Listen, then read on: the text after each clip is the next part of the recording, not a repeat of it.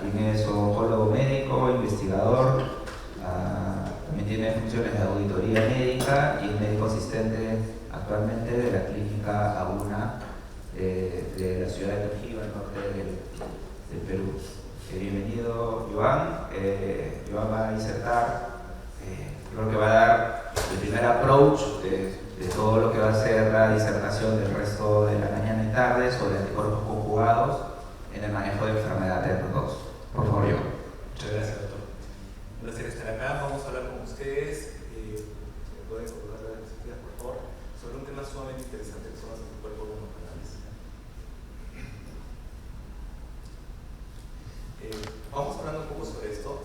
Hoy en día el contexto actual en el que nos movemos es en pacientes, mujeres con un cáncer de HER2 sumamente agresivo, que como ustedes bien saben, hace metástasis glandular, hace metástasis visceral y el pronóstico en líneas generales, sin tratamiento específico a HER2, es malo. Es por ello que se han hecho enormes descubrimientos y de hecho el trastuzumab ha marcado un hito terapéutico, puesto que permitió dar terapias biológicas que sin duda alguna han marcado un antes y un después en la oncología.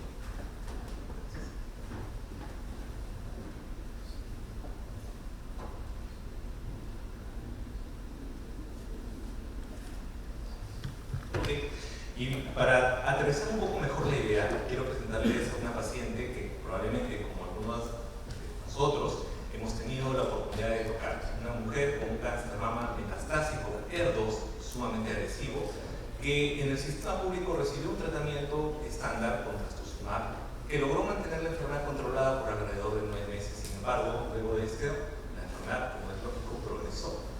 Y aunque Juanito muestra siempre una sonrisa muy amable, la conversación va por dentro. Y es evidente preguntarnos en este contexto si es que aún hay algo que hacer. Y la respuesta es sí. Desafortunadamente el cáncer de mama, según los datos de Provocan, sigue siendo una enfermedad sumamente agresiva, con una incidencia de más de 2 millones de casos al año y una mortalidad de más de 600.000. Nuestro país no es ajeno a esta realidad, porque también se ha demostrado que usualmente al año tenemos más de 5.000 pacientes diagnosticados con cáncer de mama, de los cuales en nuestro país mueren más de 2.000 a causa de esta enfermedad. En el norte del país, que es de donde viene Juanita, hicimos un estudio con un aporte de más de 1.000 pacientes, en un seguimiento de 7 años, y encontramos que el cáncer de mama 2 a lo largo del tiempo ha ido incrementando, como ustedes pueden apreciar en la tabla, y esta cantidad de casos que se viene incrementando hace un total de más de 300 casos. Entonces, según diversas series reportadas, sabemos que el cáncer de mama 2 fluctúa con una incidencia o una frecuencia más o menos del 15 al 20%. Y esto, sin duda alguna, hace que esta enfermedad sea frecuente.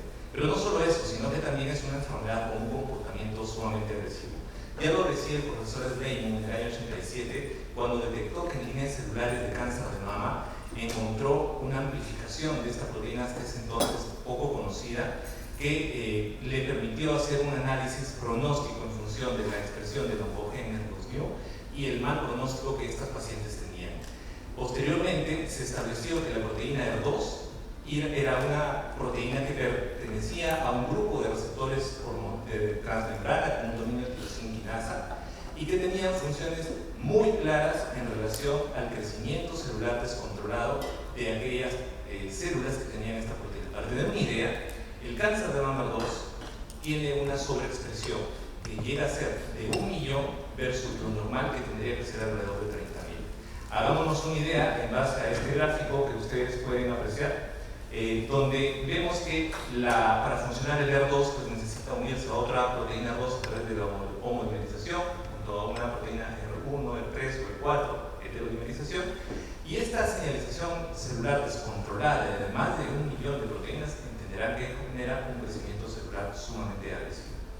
Es por ello que trastuzumab marcó un hito, un antes y un después de la oncología, ya que al bloquear los mecanismos de funcionamiento de esta proteína R2, a través de ingeniería biomédica se logró sintetizar un anticuerpo monoclonal de tipo inmunoglobulina G1 que tenía un fragmento de unión al complemento y un fragmento de unión al antígeno específico de la proteína 2 que hacía y que impedía el funcionamiento normal de estas células. En el gráfico que ustedes pueden apreciar, impide la unión entre estas proteínas R2 bloqueando su funcionamiento, facilita también la detección por nuestro cuerpo de nuestro sistema inmune a través de la citotoxicidad dependiente de anticuerpos y además facilita que la célula trague a esta proteína hacia adentro y pueda ser posteriormente destruida. Esto sin duda fue revolucionario.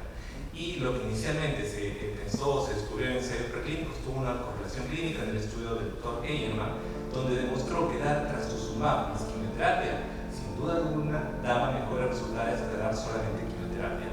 Esto se tradujo en beneficios de mayor sobrevida y mayores tasas de respuesta. Sin embargo, nada es eterno, como ustedes entenderán, excepto el fútbol de los supercampeones. Y es por eso que se establecieron también mecanismos de resistencia. Estos mecanismos de resistencia que están dados por una hiperactivación constitutiva de la vía del PI3K, así como también del P95 y lo que seguramente vamos a discutir más adelante, que es la heterogeneidad tumoral, puesto que tener diversas células o cambios genómicos van a traducirse en alteraciones que posteriormente van a generar una diversidad genética.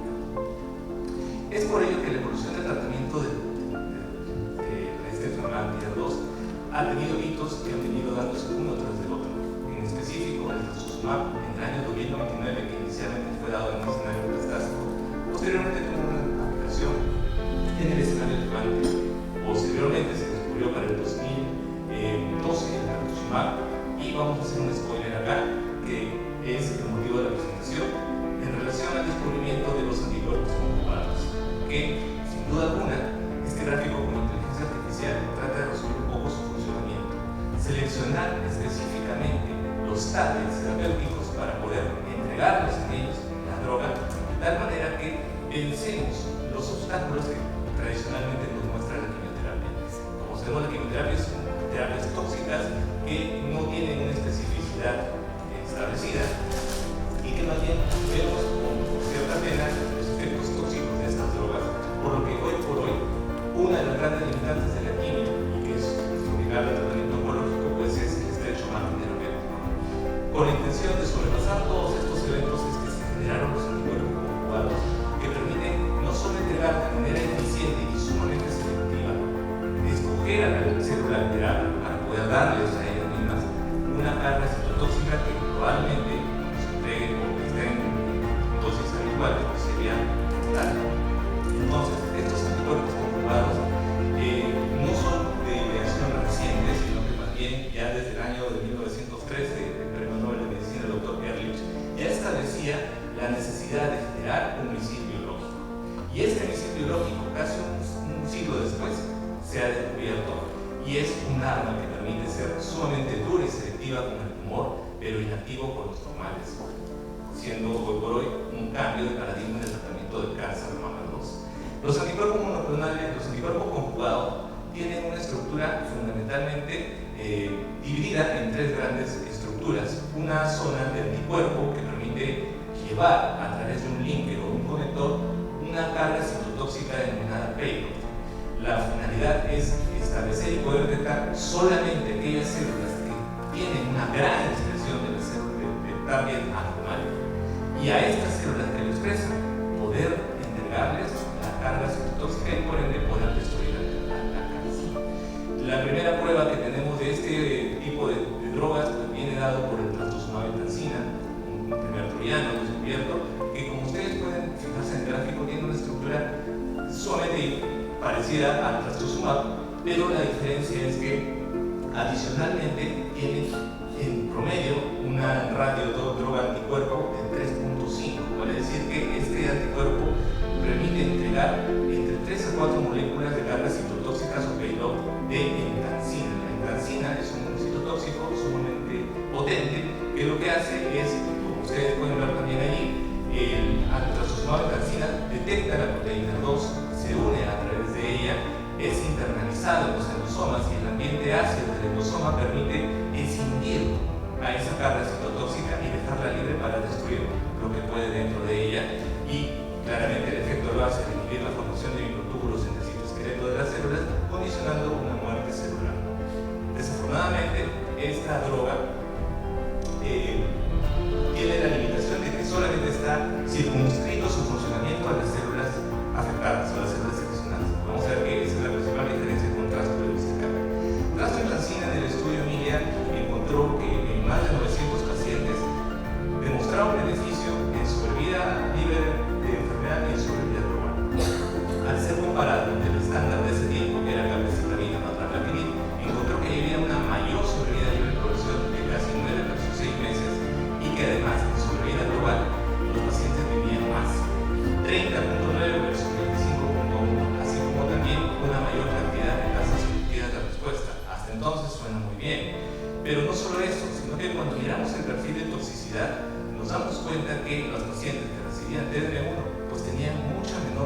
toxicidad en un 40% versus un 57% de los pacientes que recibían cabecitabina lapatinib, con un perfil de toxicidad mucho más amigable, por lo que se estableció que unir quimioterapia a un anticuerpo anti-HER2 lo hace más efectivo y tolerable.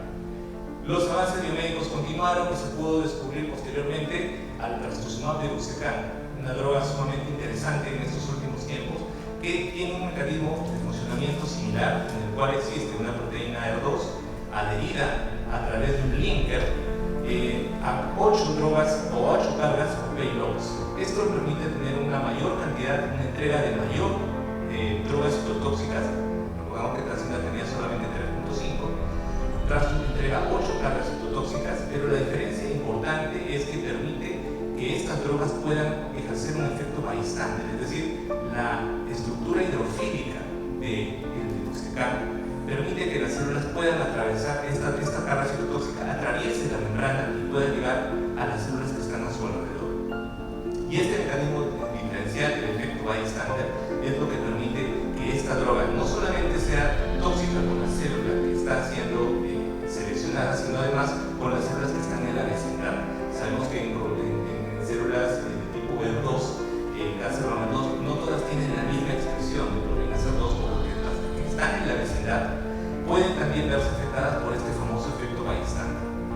Y estos datos, que inicialmente fueron dados en estudios preclínicos, tuvo una correlación en el DESTINY-Breast 01, un ensayo fase 2 que realizó más de 100 pacientes, que luego de un seguimiento de 11 meses encontró que había una mayor tasa de respuesta objetiva, y no solo eso, sino que los pacientes que habían recibido más de 6 líneas de tratamiento, esto es algo realmente alucinante, pacientes severamente tratados con más de 6 líneas de tratamiento podrían alcanzar sobrevidas libres de progresión de 16.4 meses, algo que sin duda marcó un paradigma en su momento, porque este fase 2 tuvo una correlación posterior en el DESTINY-Breast 03, un ensayo que realizó más de 500 pacientes y que tuvo como finalidad demostrar el beneficio en sobrevida global y sobrevida libre de progresión en pacientes que luego de haber tenido la primera línea de terapia progresaron. A este grupo de pacientes se les caracterizó en dos grupos en un nuevo valor del estándar, que este entonces era PDM1 versus trastuzumab, y lo que encontró fue sumamente interesante, por lo que las poblaciones que incluyen pacientes con receptores positivos, con metástasis cerebral y que incluso habían tenido exposición a varias líneas de tratamiento, había mejoras de sobrevida. En la primer corte que se hizo de este ensayo por el doctor Cortés, se vio que había un beneficio tanto en PFS como en OS, y que en la última actualización del año pasado las cifras son sumamente claras.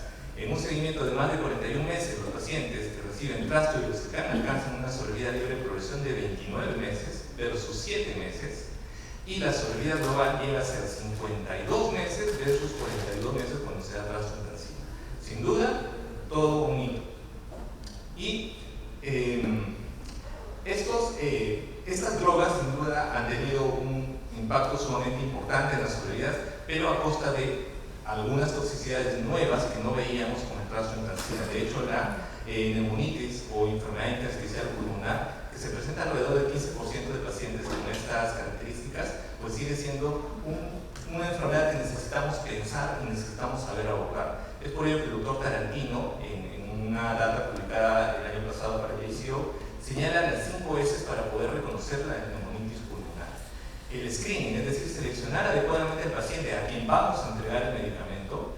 El scan regular de tomografías que a 6, cada 8 semanas nos permite identificar precozmente los cambios en el pulmón. La sinergia, es decir, el trabajo multidisciplinario entre los equipos, y saber suspender el tratamiento en el momento oportuno, así como reconocer que el pilar fundamental del tratamiento de esta enfermedad son los corticoides. Este es un gráfico que resume un poco el beneficio de lo que les vengo contando. En primera línea sabemos que el estándar hoy por hoy para cáncer de mama HER2 es pertuzumab, trastuzumab más quimioterapia en base a los datos obtenidos por el ensayo Cleopatra. Esto nos permite alcanzar medianas de PFS de alrededor de 18,7 meses. Pero ¿qué hacer cuando los pacientes fallan a esta primera línea? Antes era TDM1 con el estudio MIRIA, que nos mostraba mejoras de PFS de hasta 9,7 meses, pero con los datos del Trastu, del deruxtecan, del DESTINY-Breast 03, estas mejoras en PFS han llegado a ser sumamente importantes de hasta 28,8 meses. Estamos prolongando la sobrevida de los pacientes. Y en tercera línea, podemos dar también trastuzumab con mejoras en PFS de hasta 19,4 meses.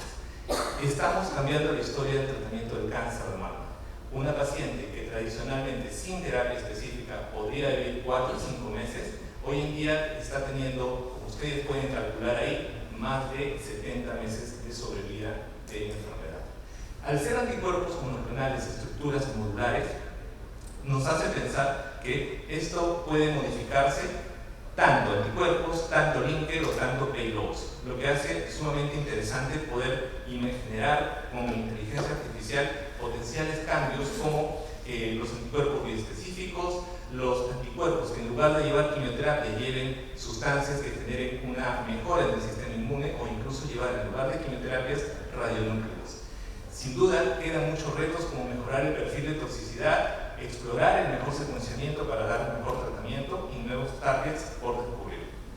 Por lo que quisiera que estos mensajes sean claves y nos permitan llevar el lunes a la consulta sabiendo que existen drogas nuevas que permiten ayudar más a los pacientes, como son los anticuerpos conjugados, que claramente son más activos que solamente dar quimioterapia y que pueden mejorar las sobrevidas, aunque todavía con algunos problemas en la toxicidad. Existe una amplia gama de anticuerpos promisorios, sin duda alguna, por lo que se necesita explorar y generar nuevos ensayos con la intención de mejorar este tipo de tratamientos, y es necesario, creo, un tema pendiente para la oncología, la identificación de biomarcadores. Muchas gracias. Gracias.